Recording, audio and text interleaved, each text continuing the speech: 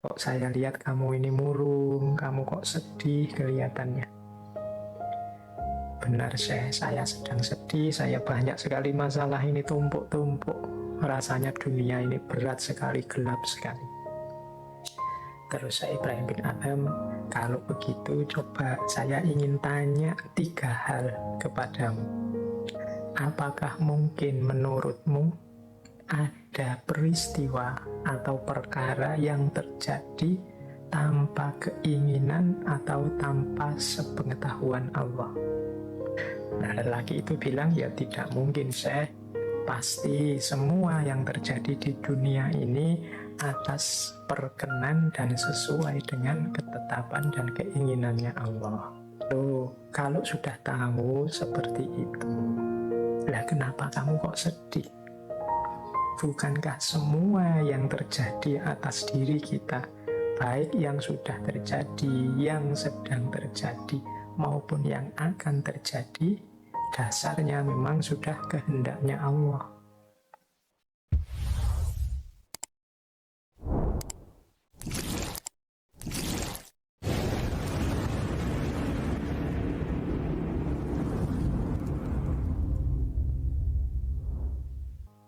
Assalamualaikum warahmatullahi wabarakatuh. Bismillahirrahmanirrahim. Sekarang mari kita belajar memanen hikmah-hikmah dari nasihat-nasihat beliau dan juga peristiwa-peristiwa dalam hidup beliau. Ya tentu saja sangat banyak. Ya malam hari ini kita ambil beberapa, karena belajar pun ya tidak harus kemerungsung ke susu untuk dapat semuanya. Kita pelan-pelan. Yo semoga nanti ada sesi yang lain untuk memanen hikmah yang lain dari Syekh Ibrahim bin Adham ini, karena memang referensinya sangat banyak. Baik, bismillah, kita awali pelajaran pertama. Ini ada kisah dari kitab yang judulnya kitab Rohatul Qulub. Rohatul Qulub ini karya Syekh Abdul Aziz Muhammad Sindi. Di kitab ini beliau cerita tentang Syekh Ibrahim bin Adham yang suatu ketika beliau ini bertemu seorang lelaki. Yang lelaki ini kelihatannya sedih, wajahnya layu, kelihatan bebannya banyak, masalahnya bertumpuk-tumpuk. Nah, laki-laki yang wajahnya murung ini didekati oleh Syekh Ibrahim bin Adham. Kemudian beliau ngajak ngobrol orang ini. Kata Syekh, kok saya lihat kamu ini murung, kamu kok sedih kelihatannya. Benar, Syekh, saya sedang sedih, saya banyak sekali masalah ini tumpuk-tumpuk. Rasanya dunia ini berat sekali, gelap sekali. Terus Syekh Ibrahim bin Adham, kalau begitu coba saya ingin tanya 3 hal kepadamu. Lelaki itu heran, ini ada orang sedih kok malah diberi pertanyaan. Tapi karena yang bertanya Syekh Ibrahim bin Adham yang sudah masyhur kapasitas kewalian beliau, ya tentu saja laki-laki tadi bilang, nggih, silahkan, monggo Syekh, kalau mau bertanya. Nah, jadi ada 3 pertanyaan yang nanti disampaikan oleh Syekh Ibrahim bin Adham. Kata Syekh yang pertama begini, pertanyaan pertama, apakah mungkin menurutmu ada peristiwa atau perkara yang terjadi tanpa keinginan atau tanpa sepengetahuan Allah? Nah, ya tentu saja lelaki ini bukan lelaki yang tidak ngerti apa-apa. Ya dia ya pernah ngaji. Nah, lelaki itu bilang, ya tidak mungkin, Syekh. Pasti semua yang terjadi di dunia ini atas perkenan dan sesuai dengan ketetapan dan keinginannya Allah. Baik, ini jawabanmu benar, kata Syekh. Terus sekarang pertanyaan kedua, apakah rezeki yang ditentukan oleh Allah itu bisa berkurang tanpa seizin Allah atau tanpa ketentuan Allah. Jadi setiap orang kan sudah dapat jatah rezekinya masing-masing. Apakah mungkin jatah itu bisa berkurang tanpa seizin, tanpa sepengetahuan Allah? Ini maksudnya pertanyaan Syekh itu begitu. Ya lelaki tadi terus jawab lagi, tidak mungkin Syekh. Pasti semua ketetapan tentang rezeki itu sesuai ketentuan Allah, tidak mungkin berkurang atau bertambah sedikit pun tanpa seizin Allah. Oke, jawabanmu benar, kata Syekh. Pertanyaan kedua benar, pertanyaan ke satu benar. Sekarang pertanyaan ketiga.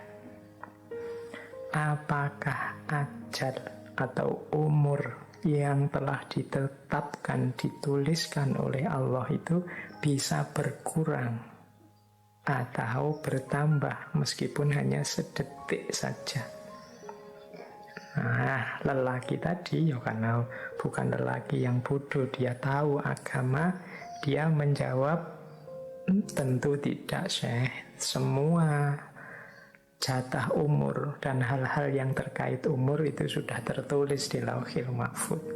Umur saya, umur Syekh, umur semua orang itu sudah ditetapkan. Nah, ya jawabanmu benar. Terus Syekh nambah ini 3 pertanyaan benar semua kamu. Kata Syekh, loh kalau sudah tahu seperti itu, lah kenapa kamu kok sedih? Bukankah semua yang terjadi atas diri kita, baik yang sudah terjadi, yang sedang terjadi, maupun yang akan terjadi, dasarnya memang sudah kehendaknya Allah. Nah, ini dengan kalimatnya Syekh yang terakhir ini tiba-tiba lelaki tadi sadar. Lah mengapa aku kok harus sedih ya? Mengapa kok jadi berat sekali menghadapi ketetapan Allah ini? Apa aku tidak ridho dengan ketetapannya Allah? Apa aku mengeluh dan komplain dengan apa yang sudah digariskan oleh Allah? Pastinya kan tidak begitu. Misalnya mengeluh tentang rezeki, lu bukankah rezekinya setiap orang memang sudah ada jatahnya oleh Allah?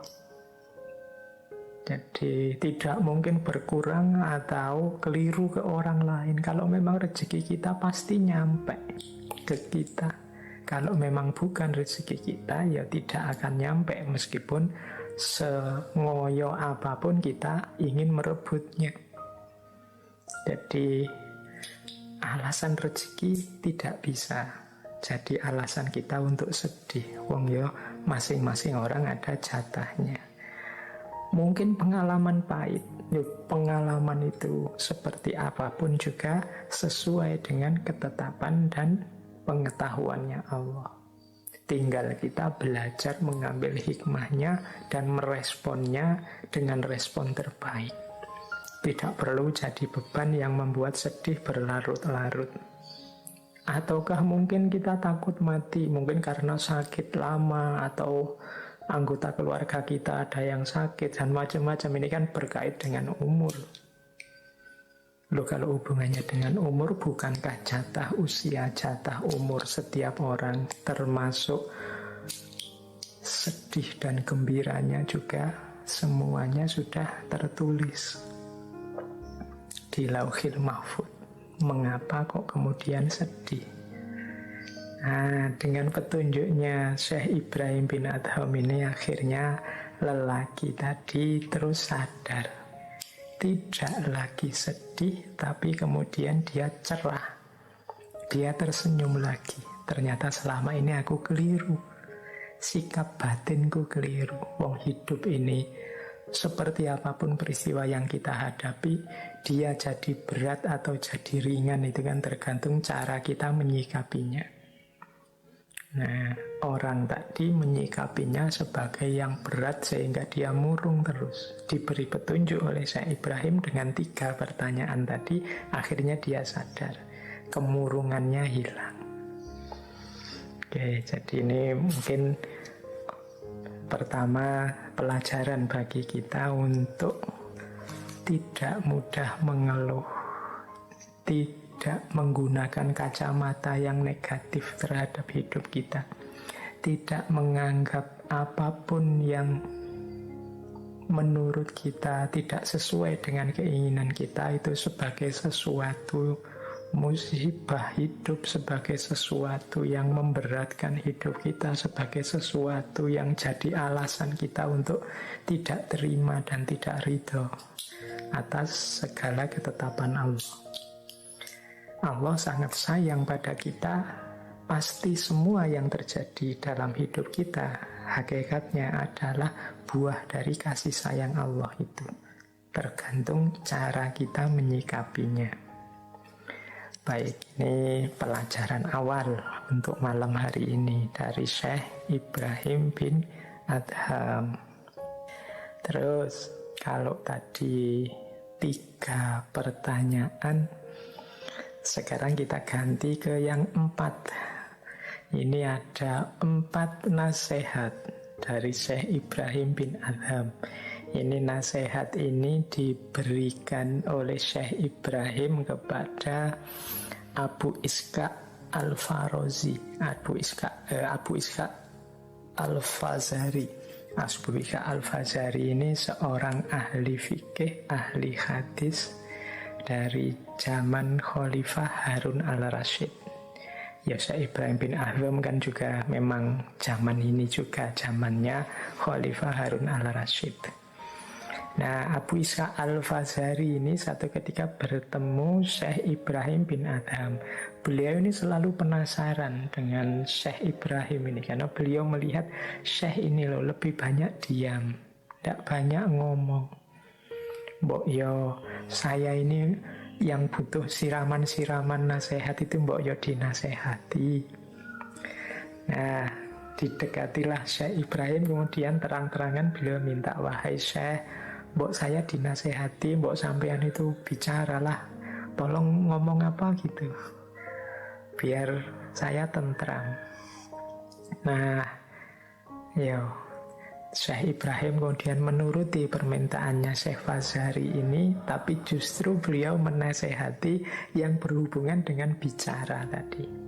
Ini mungkin untuk menjelaskan juga kepada Syekh Fazari mengapa dia tidak obral omongan, tidak mudah ngomong ke sana kemari, mentang-mentang ngerti banyak hikmah, mentang-mentang ngerti banyak ilmu, terus kemana-mana berfatwa, kemana-mana menebar hikmah untuk menunjukkan betapa aku ini tahu banyak hal. Tidak begitu. Beliau menasihati Syekh Abu Ishaq Al-Fazari ini beberapa hal, 4 hal. Kalau tadi 3 pertanyaan, kalau ini 4 nasihat. Kata Syekh Ibrahim kepada Abu Ishaq Al-Fazari seperti ini, wahai Abu Ishaq, ketahuilah ada 4 hal yang diinginkan seseorang dalam perkataannya. Jadi bicara atau diam itu silahkan saja, tapi perhatikan 4 rumus ini saat kita akan bicara. Jadi yang pertama, kata Syekh, ada perkataan yang diharapkan manfaatnya, tapi ada resiko dan bahayanya. Jenis perkataan seperti ini lebih baik ditinggalkan saja, demi keselamatan diri juga keselamatan orang lain. Misalnya begini, kita ingin menasehati orang, tapi kita tahu kalau saya menasehati orang ini mungkin bermanfaat pada orang itu, tapi menyinggung orang yang lain. Kalau orang lain ini tersinggung, kalau dia marah bisa bahaya, karena dia punya kekuasaan, karena dia punya power, karena dia punya pengaruh atas orang yang dinasehati. Nah, jadi manfaatnya ada, tapi ada resiko dan berbahaya. Kata Syekh, jenis yang pertama ini ya ditinggalkan saja. Cari strategi yang lain. Mungkin ngomongnya jangan sekarang, nanti saja. kalau situasinya sudah memungkinkan. Jadi memberi nasihat yang tidak tepat itu kan seringkali malah membahayakan, malah merusak. Misalnya, sering saya contohkan ini kan, misalnya kita nasihati orang untuk sabar, sementara orang ini sedang males, rebahan saja, tidak mau ngapa-ngapain. Dinasehati sabar, nasihatnya ini baik, bisa diambil manfaat, tapi nanti membuat dia tambah males. Orang males disuruh sabar.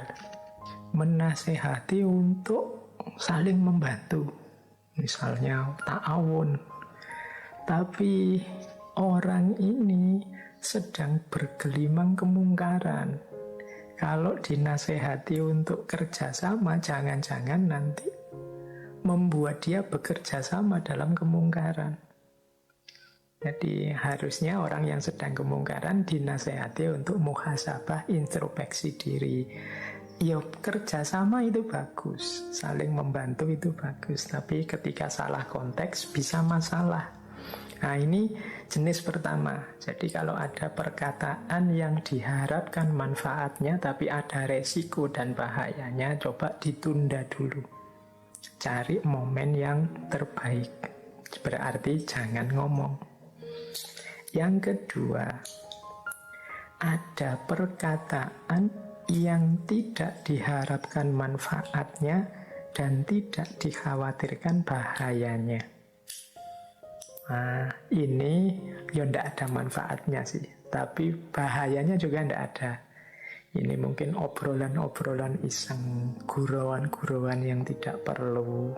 Nah, ini mungkin sesekali kita lakukan ya, tapi yo jangan banyak-banyak deh. Kata Syekh, yang seperti ini juga lebih baik dihindari agar tidak nambah masalah, tidak jadi beban bagi lisan dan anggota tubuh yang lain. Karena yang semacam ini yo isinya hanya sia-sia, menghabiskan waktu belaka. Jadi ini jenis perkataan kedua. Tidak ada manfaatnya tapi juga tidak ada bahayanya. Ya mungkin sekali-sekali ya untuk meringankan hidup kita, tapi jangan terus-terusan karena tidak ada gunanya. Ini jenis kedua. Berarti yang kedua juga ya lebih baik diam daripada buang waktu bicara yang tidak ada gunanya. Kalau yang pertama tadi, daripada bicara yang beresiko meskipun baik. Nah, yang ketiga, ada jenis perkataan yang tidak diharapkan manfaatnya tapi bahayanya besar. Jadi tidak ada gunanya, malah bahaya. Mungkin isinya caci maki, mungkin isinya fitnah, menyinggung orang lain. Ini kan tidak ada manfaatnya dan bahayanya besar. Jenis yang ketiga ini harus ditinggalkan. Wong manfaatnya ndak ada, malah dapat bahaya. Dengan kata-kata kita panen bahaya, dengan kata-kata kita panen dosa, dengan kata-kata kita panen kemungkaran. Kalau yang ketiga ini sudahlah, tinggalkan saja. Jadi yang pertama lebih baik ditinggalkan, mencari momen yang tepat. Yang kedua lebih baik ditinggalkan karena sia-sia. Yang ketiga harus ditinggalkan karena berbahaya. Yang keempat baru perkataan yang banyak manfaatnya dan tidak dikhawatirkan bahaya atau efeknya. Jenis keempat inilah yang harus kita hidupkan, kita biasakan. Jadi pastikan setiap kali bicara yang kita sampaikan itu bermanfaat dan tidak ada efek samping bahayanya atau resikonya. Ini pelajaran dari Syekh Ibrahim bin Adham sekaligus menjawab rasa penasarannya Abu Ishaq Al-Fazari. Wong Syekh Ibrahim ini wali yang diikuti banyak orang, kok malah pendiam, tidak banyak bicara, tidak banyak omong. Ya mungkin beliau ingin agar bicara itu senantiasa tepat. Ya jenis yang keempat tadi, ya manfaat dan tidak ada efek sampingnya. Kalau manfaat tapi ada efek sampingnya yang negatif berbahaya, ya dipending dulu, ditunda dulu, nyari momen yang tepat.